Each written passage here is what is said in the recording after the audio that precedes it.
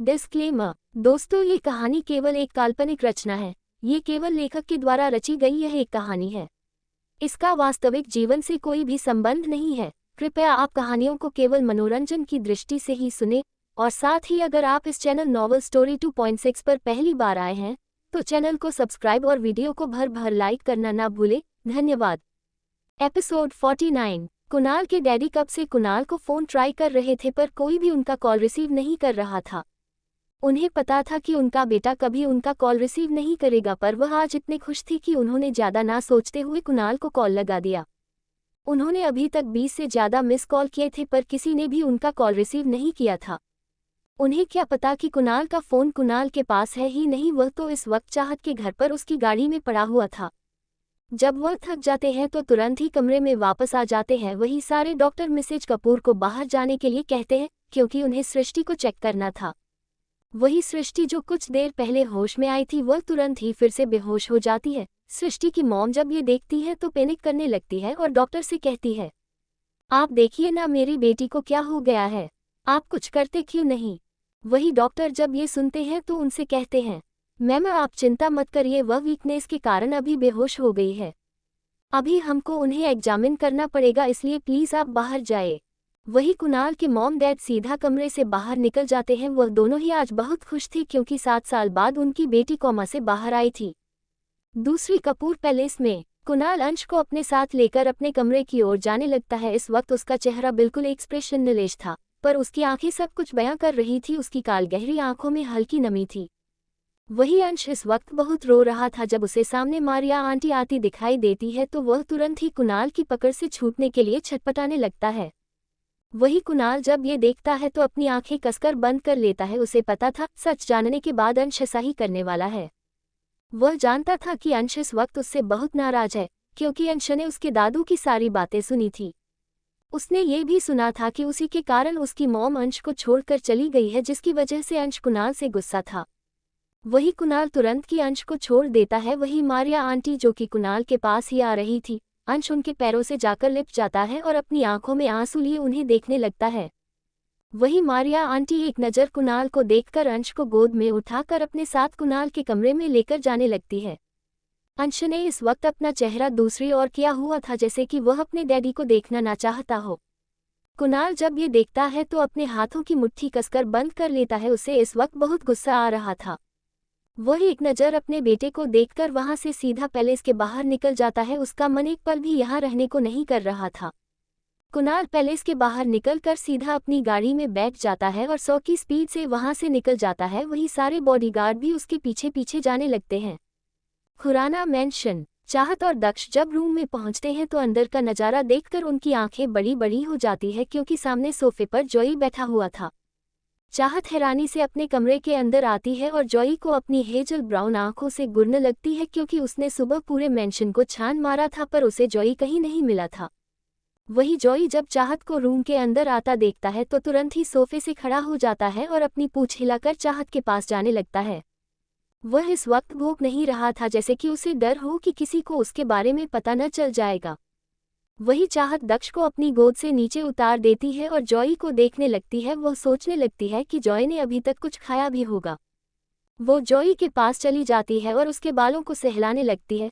उसके बाद जॉई से पूछती है, तुम कहाँ चले गए थे, क्या तुमने खाना खाया। वही जॉई जब ये सुनता है तो अपना सर ना में हिला देता है, जिसे चाहत दक्ष को वहां छोड़कर सीधा नीचे चली जाती है और जॉई के लिए कुछ खाने को ढूंढती है। अभी तो खाना बना भी नहीं था, इसलिए वह तुरंत ही ढेर सारे कुकीज लेकर वापस अपने कमरे में चली जाती है। वही स्वीकृति जी को यही लगता है कि चाहत ये कुकीज दक्ष के लिए ले जा रही है, इसलिए वह उसे कुछ नहीं कहती। चाहत अपने रूम में पहुंचकर वह सारे कुकीज एक प्लेट में डालकर जॉई के आगे रख देती है, जिसके कारण जॉई खुश हो जाता है और मजे से कुकीज खाने लगता है क्योंकि उसने सुबह से कुछ नहीं खाया था। वही दक्ष भी जॉई के पास आ जाता है और उसे अपनी आंखों से घूरने लगता है क्योंकि उसे जॉय से काफ़ी जलन हो रही थी।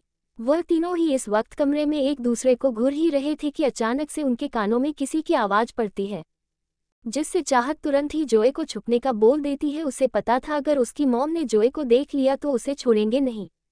एपिसोड 50। चाहत अपने कमरे में जॉई को खाना खाते देखकर खुश हो रही थी, तभी उसके कानों में दरवाजा खटखटाने की आवाज पड़ती है, जिससे वह तुरंत जॉय को छुपने का बोल देती है। उसे पता था अगर दरवाजे पर उसकी मॉम हुई तो उसकी वॉट लग सकती थी। जॉय जो कि कुकीज खा रहा था वह तुरंत ही वहां से बैग के नीचे छुप जाता है और चाहत उस प्लेट को बगल में पड़े सोफे रख देती है।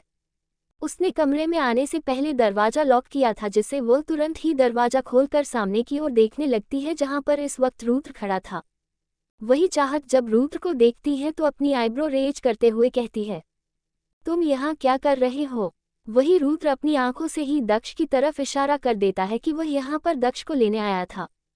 कमरे में खड़ा दक्ष जब रुद्र को यहाँ देखता है तो गुस्सा हो जाता है। वही रुद्र चाहत को एक्सक्यूज मी बोलकर तुरंत ही उसके कमरे में चला जाता है और दक्ष को जबरदस्ती अपनी गोद में उठा लेता है। वो दक्ष के सर को सहलाते हुए कहता है, चुपचाप ऐसे ही बैठे रहना वरना मैं तुम्हारे डैडी को बता दूंगा कि तुम यहाँ पर हो। रुद्र इतना कहकर दक्ष को मुस्कुराते हुए देखने लगता है। वही दक्ष जब ये सुनता है तो अपनी गुस्से भरी नजरों से रुद्र को घूरने लगता है, क्योंकि रुद्र उसे धमकी दे रहा था। उसे अचानक से कुछ याद आता है, जिससे वह रुद्र से कहता है, अंकल मुझे वो कुकीज खाने हैं, वो क्यूटी ने स्पेशली मेरे लिए मंगवाए थे। वही रुद्र जब ये सुनता है तो उसकी आंखों में चमक आ जाती है। वह दक्ष को डांटते हुए कहता है, तुम ये कुकीज नहीं खाओगे, अगर तुम्हारे डैडी को पता चल गया तो तुम्हें डांटेंगे। इसे तो मैं खाऊंगा। इतना कहकर रुद्र सारे कुकीज प्लेट में से उठा लेता है। वही चाहत जब ये देखती है तो अपनी आंखें बड़ी बड़ी कर लेती है। वह रुद्र को मना करने वाली थी, पर जब दक्ष के चेहरे पर शैतानी मुस्कुराहट देखती है तो वह भी मुस्कुराने लगती है। रुद्र और दक्ष थोड़ी देर वहां रुककर वहां से जाने लगते हैं। वही चाहत भी फ्रेश होकर नीचे डाइनिंग एरिया में चली जाती है। आज अशोक जी लेट आने वाले थे, जिसकी वजह से स्वीकृति जी और चाहत दोनों ही डाइनिंग टेबल पर बैठे हुए थे। वह दोनों ही डिनर करके अपने अपने कमरे में चली जाती हैं। चाहत स्वीकृति जी के जाने के बाद फिर से लिविंग हॉल में आती है और किचन में जाकर खाना लेकर अपने कमरे में चली जाती है।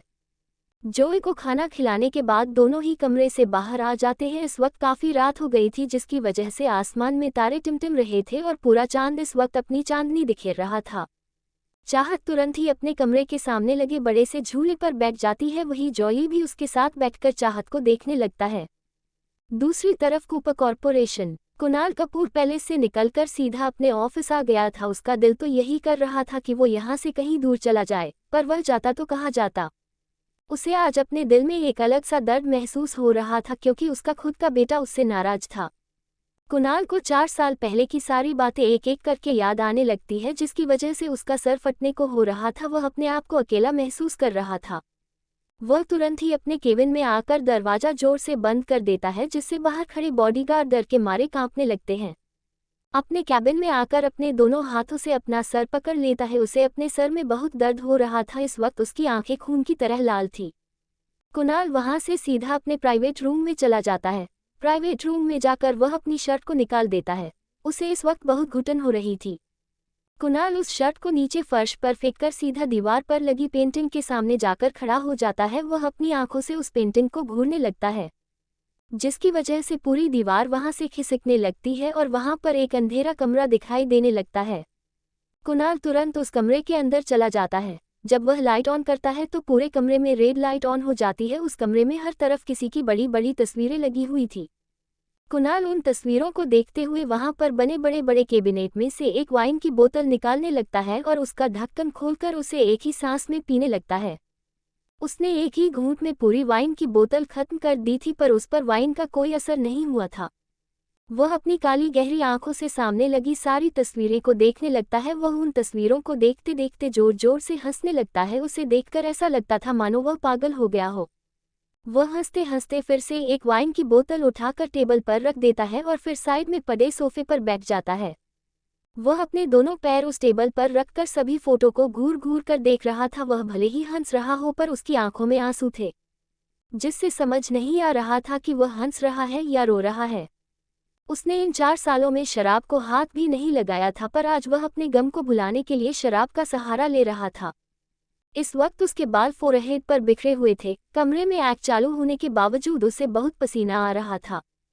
वह पागलों की तरह सोफे पर बैठे हुए वाइन पी रहा था और अपनी आंखों में आंसू लिए सामने देख रहा था। इस वक्त पूरे कमरे में एक लड़की की तस्वीरें लगी हुई थी, जो कि दिखने में बहुत ही खूबसूरत थी। उसका चेहरा काफी मासूम लग रहा था। वह हर तस्वीर में मुस्कुरा रही थी, जिसकी वजह से उसके चेहरे पर प्यारे से डिंपल दिखाई दे रहे थे। उस लड़की की उम्र ज्यादा नहीं लग रही थी, उसने स्कूल का यूनिफॉर्म पहन हुआ था। वही कुणाल अपनी काली गहरी आंखों से उन सारी तस्वीरों को देख रहा था। लंदन में सारे डॉक्टर सृष्टि को चेकअप करके कमरे से बाहर निकल जाते हैं। उन्हें कुछ टेस्ट करने थे जो वह कल करने वाले थे। फिलहाल तो सृष्टि कॉम से बाहर आ चुकी थी, अब उसकी जान को भी कोई खतरा नहीं था। वही सारे डॉक्टरों को ये किसी चमत्कार से कम नहीं लग रहा था। जब वह कमरे से बाहर निकलते हैं तो सामने मिस्टर एंड मिसेस कपूर खड़े थे, जो कि डॉक्टरों को अपनी सवालिया नज़रों से देख रहे थे। तो दोस्तों, आखिर कहानी में आगे क्या होगा, यह जानने के लिए इस स्टोरी को सुनते रहिए सिर्फ और सिर्फ novel_story_2.6 चैनल पर। और अगर कहानी आप सभी को पसंद आए तो वीडियो को लाइक, कमेंट और शेयर जरूर करें। धन्यवाद।